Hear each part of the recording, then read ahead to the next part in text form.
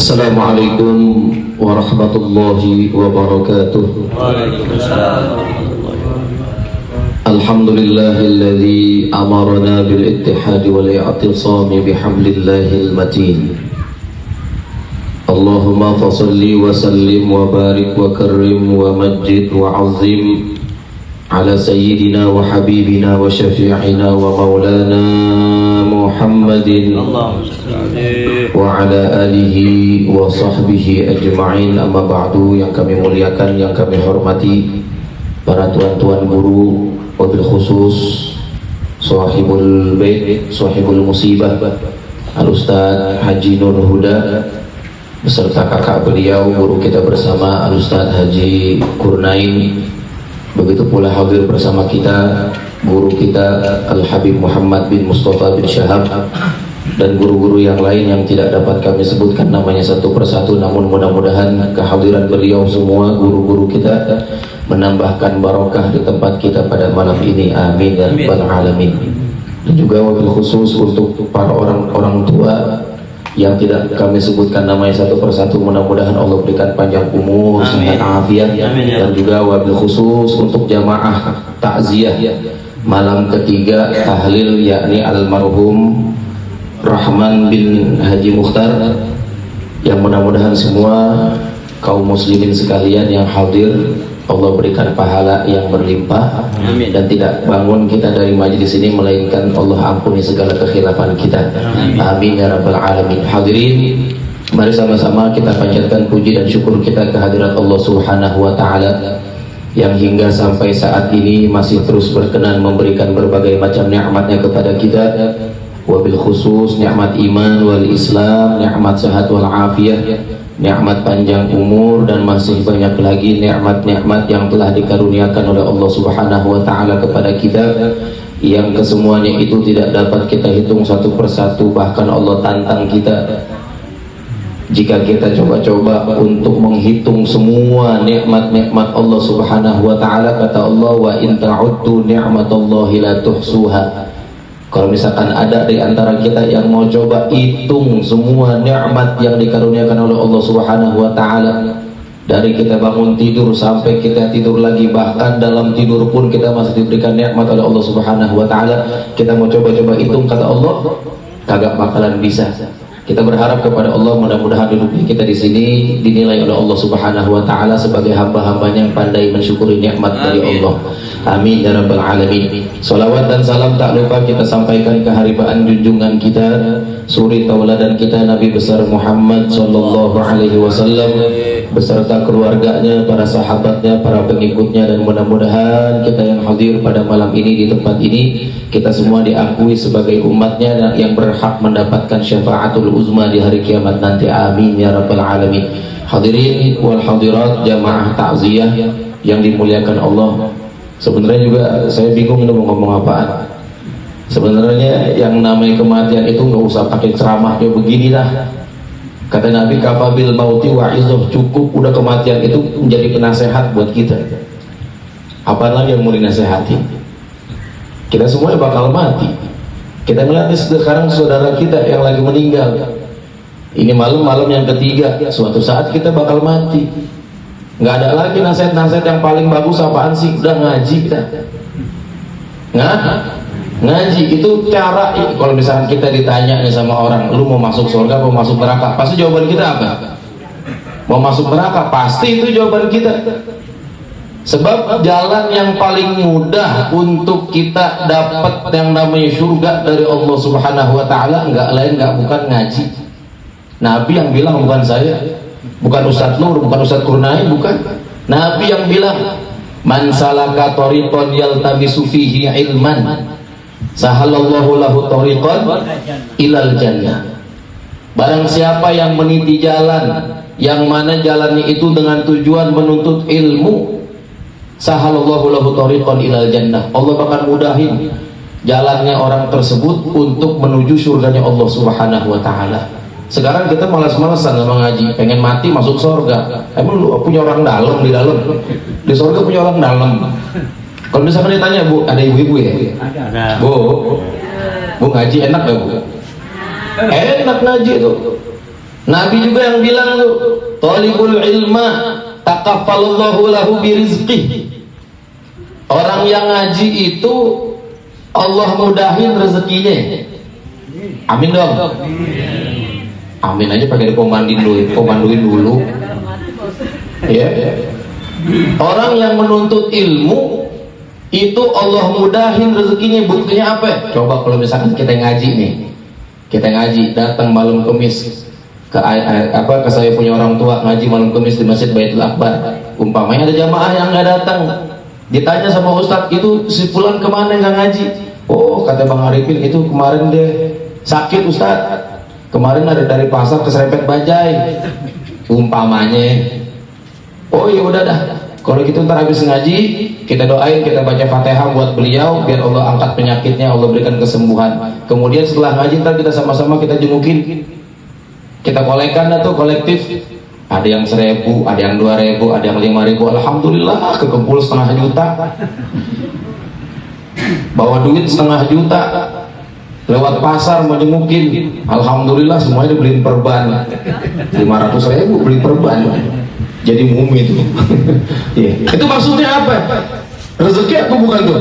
Kita lagi ngaji, lagi apa? Dalam keadaan kita menuntut ilmu, kemudian ditanyain sama guru yang nanyain, itu fulan kemana yang ngaji? Lagi sakit Ustaz. Ya udah kita doain, kita kasih hadiah, kita jengukin. Itu rezeki bukan? Rezeki itu siapa yang tanggung? Allah yang tanggung. Paling kagak kita duduk-duduk begini aja nih ngaji. Paling kagak air putih sama kopi kan ada. Rezeki bukan tuh? Coba kalau misalnya kita kagak ngaji, kagak mau keluar rumah, ngaji kagak kenal sama orang pengajian, kagak kenal sama majelis taklim, sakit ada yang jengukin, kagak ada. Sakit kagak ada yang tahu mati, bau bangke aja. Kenapa? Karena kagak ada yang tahu, kagak ada yang bacain Fatihah, nggak ada rezekinya di situ. Kemudian ibu-ibu, bapak-bapak mau nyunatin, ibu mau ngawinin umpamanya, undangnya kagak pakai capek, bikin undangan kagak sampai ratusan ribuan. Datang aja ke majelis taklim, undangannya satu, yang datang bererot. Tahu bererot? Banyak. Undangannya satu, pengurus dan jamaah majelis taklim Masjid Baitul Akbar. Undangannya satu, yang datang ratusan. Bererot. Undang lagi majelis taklim yang lain, majelis taklimnya Ustadz Nur, majelis taklimnya Ustadz Kurnain, majelisnya Ustadz Misja, pengurus dan jamaah majelis taklim Al-Ikhlas umpamanya.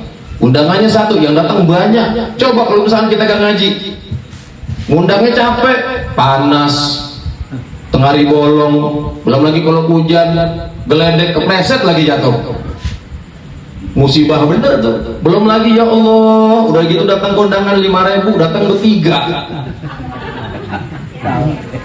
Ada yang begitu?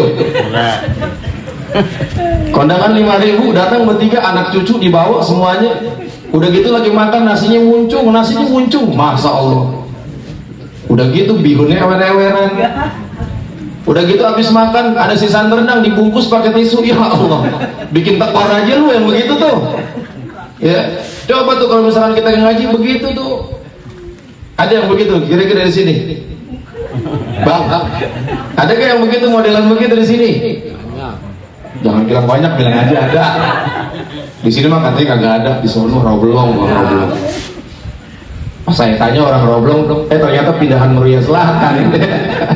Alhamdulillah.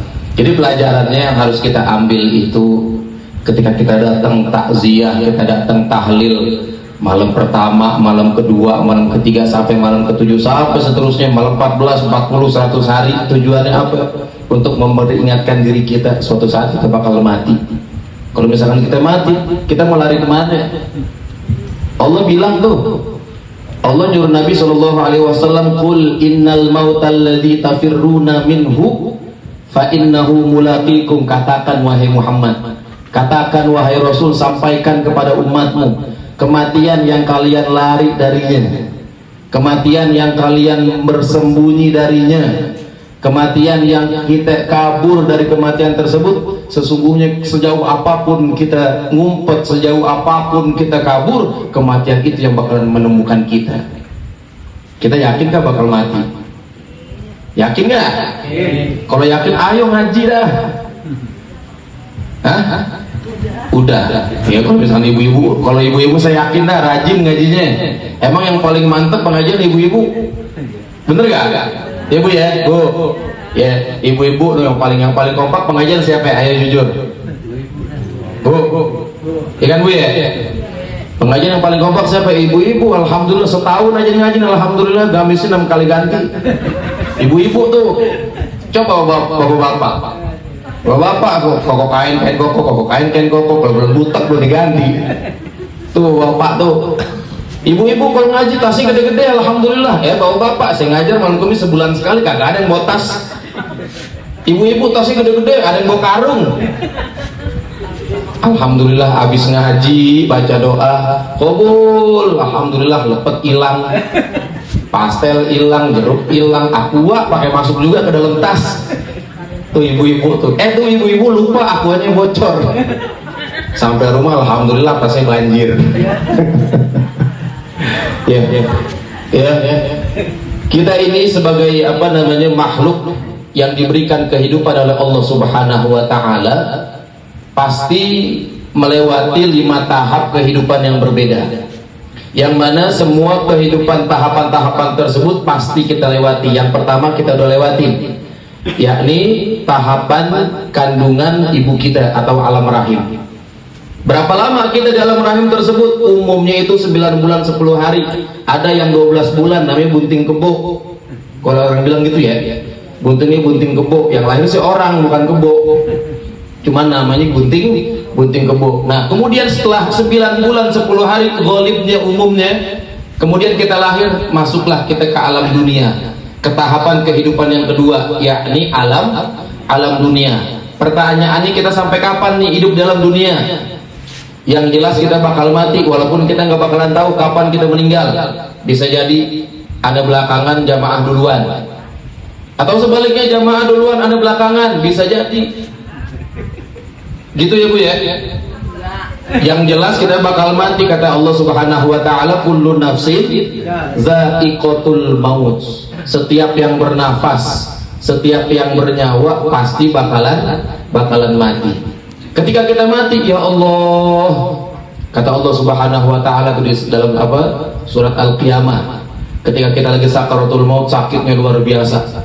Kemarin malam Anda baru ngajar yang namanya kitab Daqaiqul Akhbar.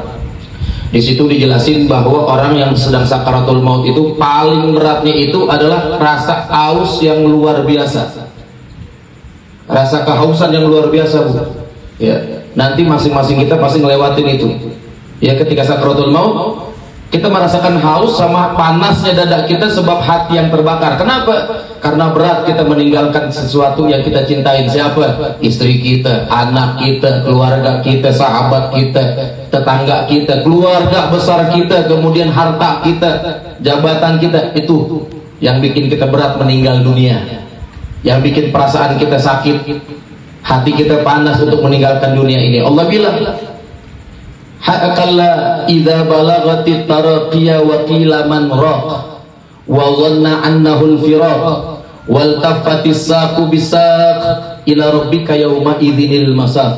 Kata Allah Subhanahu wa Ta'ala, ketika orang dalam keadaan sakaratul maut, Allah tantang, man raq, siapa yang dapat menyembuhkan, siapa yang bisa jampe tuh, dukun yang mana yang paling ampuh jampenya, dokter yang mana yang alatnya paling canggih yang bisa menyembuhkan orang dalam keadaan sakaratul maut tersebut. Kemudian ketika kita merasa diri kita sedang sakaratul maut, wa dhanna annahul firaq, kemudian terpikir tuh dalam benak kita, di dalam pikiran kita, oh saat ini kita harus meninggalkan semua yang kita cintai, anak kita, istri kita yang cantik, harta kita, rumah kita yang gedong, duit kita yang banyak, yang selemari full. Jadi lemari baju lain, lemari duit lain, itu kita bakal tinggalin tuh. Wal tafatis saqu bisa, saling bertaut kaki kanan sama kaki kiri. Kenapa? Karena berat meninggalkan sesuatu yang kita cintain itu. Karena berat untuk meninggalkan dunia. Karena kita nggak terima kalau kita ini semua bakal mati. Ila rabbika yauma idzinil masa. Pada saat itulah kita akan kembali kepada Tuhan kita Allah Subhanahu wa Ta'ala. Kemudian setelah kita meninggal dunia, kita diurus jenazah kita, kemudian dibawa ke masjid, di musola untuk disolatkan, kemudian diantarkan ke pemakaman kita, masuklah kita ke tahapan kita yang ketiga, yakni alam barzakh atau alam kubur. Di alam kubur itu kita hanya mendapatkan dua kemungkinan, azabul qabr atau naimul qabr, nikmat kubur atau azab kubur. Kalau misalkan kita bicara nikmat kubur, itu pasti semuanya kita bakal pengen. Kita pengen mendapatkan itu semua, kita nggak usah bahas dah. Yang kita bahas ini pertanyaannya, kalau misalkan kita mendapatkan azab kubur, itu sampai kapan? Dipukul di palu sehari-hari. Itu lagunya apa itu? Saya juga lupa tuh. Sepohon kayu daunnya rimbun. Ya. Seperti itu, putar-putar tuh boleh tuh jadi pelajaran buat kita tuh lagu tuh. Kita dikemplang di situ. Kita paling jago, umpamanya ini di kampung Meruya nih, di kampung Kayon silatnya paling jago, cingkrik kita bisa. Cingkrik 4 penjuru kita bisa. Jurus apanya kita bisa? Jurus apa namanya, monyet mabuk juga kita bisa umpamanya. Bakal kalah sama malaikat munkar nakir, dikemplangin kita nggak laku tuh jurus kita. Ya. Yeah.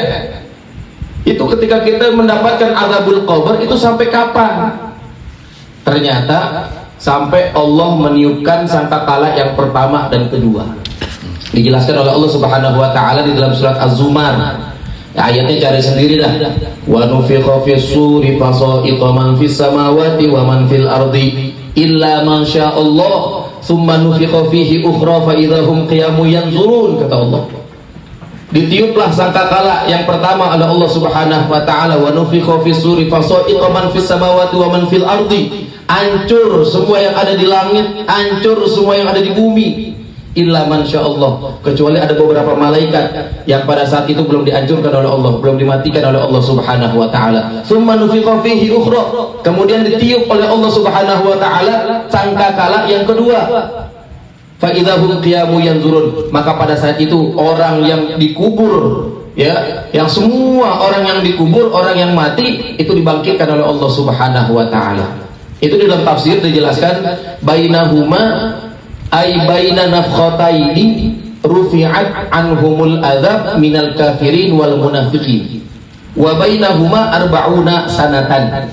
Kata ahli tafsir, pada ulama-ulama ahli tafsir menyatakan antara tiupan yang pertama dan tiupan yang kedua itu adalah Allah angkat azab daripada orang-orang kafir dan orang-orang munafik.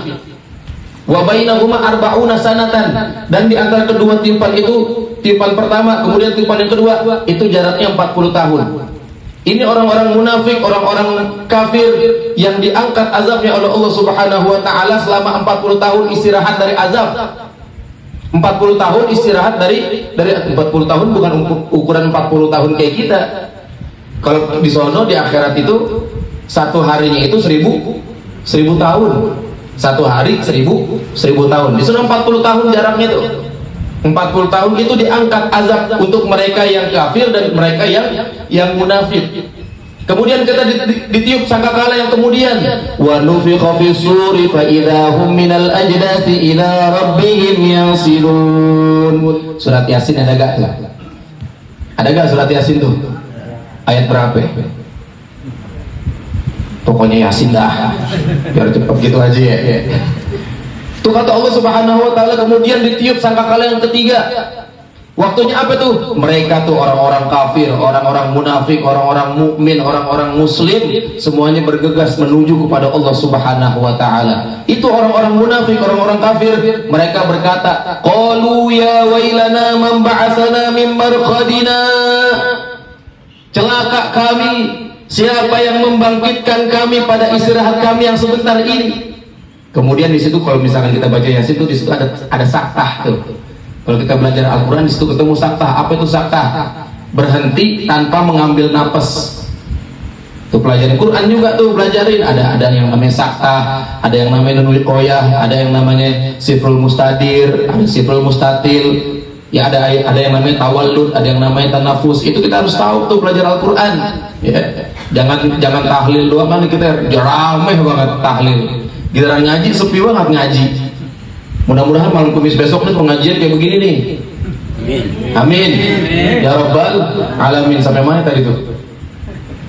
Orang-orang kafir, ya mereka mengucap, siapa nih yang membangunkan kami dari istirahat kami yang sebentar ini? 40 tahun nih kada sebentar istirahat. Kemudian dipatahkan perkataan itu, dijawab perkataan itu sama malaikat Jibril alaihissalam, hadza ma wa'adar rahman wa sadaqal mursalun. Inilah hari yang telah dijanjikan Allah, zat yang maha rahman, wa sadaqal mursalun, dan inilah hari yang telah dibenarkan oleh para nabi dan para rasul. Alhamdulillah.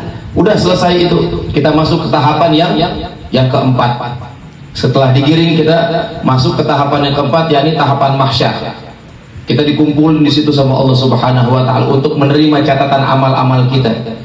Amal yang baik, amal yang buruk, semua dikasih sama Allah tanpa Allah menzolimi masing-masing daripada orang-orang tersebut. Ya, karena Allah yang paling bijaksana itu, hakim yang paling bijaksana adalah Allah Subhanahu wa taala. Pengadilan yang paling adil itu adalah pengadilan Allah Subhanahu wa taala. Kalau di sini mah pengadilan cuma menang namanya doang kan banyak.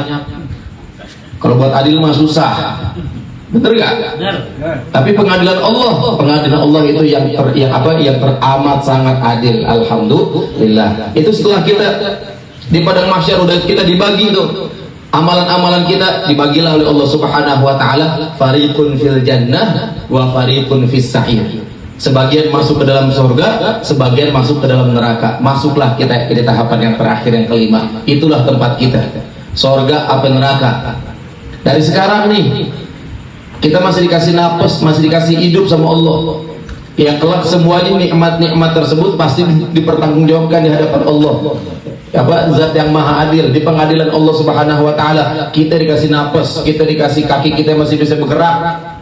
Orang yang lumpuh, orang yang cacat masih pengen banget, ya Allah pengen hadir ke majelis taklim, pengen hadir pengajian-pengajian, cuman dicacat, cuman dilumpuh. Kita nih yang bisa ngaji jangan dipakai bakal joget mulu di kaki.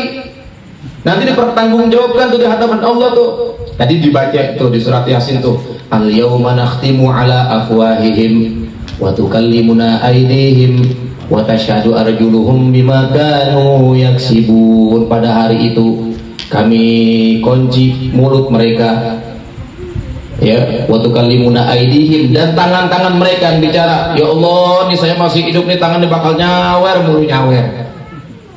Ya Allah, kaki ini juga ngomong nih, wa tashhadu arjuluhum, kaki bersaksi.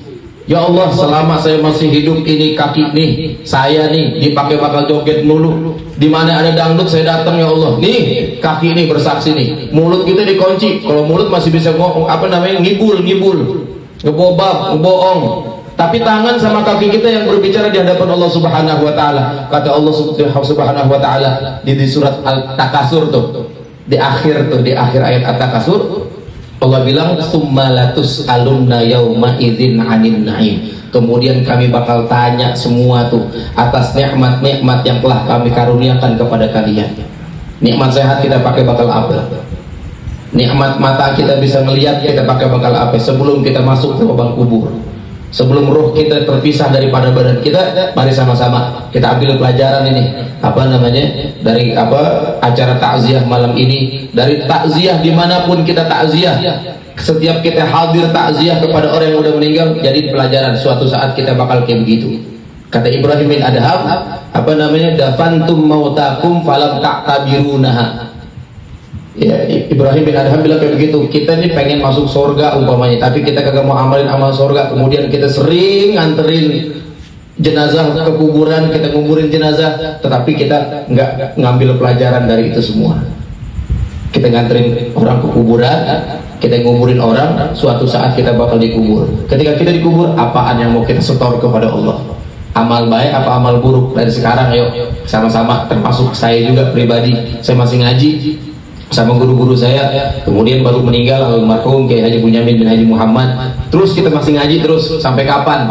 Sampai kita dipanggil oleh Allah Subhanahu wa taala. Karena apa? Karena nikmat yang Allah berikan begitu banyak. Kemudian kita pakai dah bakal ngaji. Walaupun seminggu cuma 3 kali nggak apa-apa. Jangan seminggu full semuanya ngaji, jangan. Seminggu 3 kali cukup dah. Yang penting kita ada waktu untuk ngaji, untuk memperbaiki ibadah kita kepada Allah Subhanahu wa taala. Sebab kalau misalkan kita ibadah tanpa dilandasi dengan ilmu, tanpa didasari dengan ilmu, percuma. sampai jidat kita bolong, umpamanya kita sujud kepada Allah, kaki kita sampai patah-patah, kita sholat kepada Allah Subhanahu wa taala tapi nggak ada ilmunya. Kata Imam Ibnu Ruslan dalam Zubatnya, fakullu man bi ghairi ilmin ya'malu a'maluhu mardudatun la tuqbalu. Barang siapa yang beramal ibadah tanpa ilmu, amalnya itu, ibadahnya itu ditolak sama Allah tanpa mendapatkan balasan. Na'udzubillahi min. Ayo sama-sama kita ramein majlis-majlis yang ada di kampung kita, majlis yang diisi Ustaz Kurnain, Ustaz Nurhuda, Ustaz Misja, dan juga Ustaz Kamil Effendi di malam Kamis. Ya, mudah-mudahan kita semua diberikan taufik dan hidayah oleh Allah Subhanahu wa taala sehingga kita bisa memanfaatkan nikmat yang diberikan oleh Allah Subhanahu wa taala untuk memperdekat diri kita kepada Allah Subhanahu wa taala. Ya, mungkin ini saja yang bisa Al-Fakir sampaikan. Mudah-mudahan sedikit ada manfaatnya. Wabillahi taufiq wal hidayah. Wassalamualaikum warahmatullahi wabarakatuh. Waalaikumsalam warahmatullahi wabarakatuh. Jazakumullah khairan katsiran. Terima kasih banyak kepada guru kita yang mulia.